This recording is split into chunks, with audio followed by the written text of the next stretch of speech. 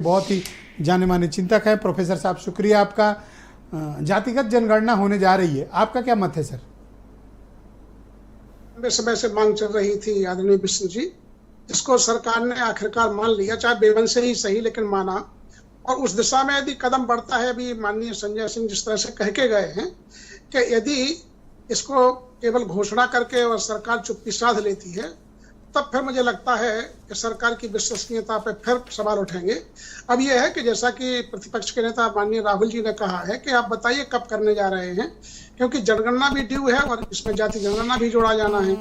तो निश्चय ही जब ये डेटा आएंगे तो निश्चय ही सामाजिक परिवर्तन में जो बनावट है उसमें कुछ आंदोलन, तो मतलब आंदोलन जैसी स्थिति बनेगी।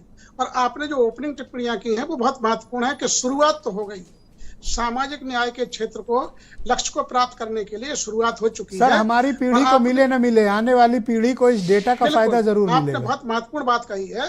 अच्छा, दूसरी यह है कि जैसे आपने कहा कि विपक्ष से मुद्दा निकल गया, मैं समझता हूं विपक्ष के पास अभी बड़े मुद्दे हैं। निजीकरण का सवाल है, शैक्षणिक संस्थाओं में निजीकरण का, जो निजी संस्था है उनमें आरक्षण का सवाल है।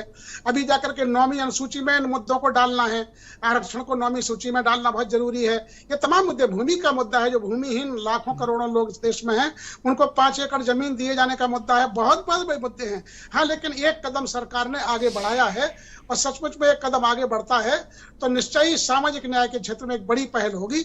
हाँ, ये सही है कि सरकार की मंशा पर सवाल रहेगा। जैसा कि प्रोफेसर साहू साहब ने कहा कि डेटा किस स्तर से आते हैं, किस तरह से आते हैं, डेटा का विश्वसनीयता बहुत इंपॉर्टेंट फैक्टर है।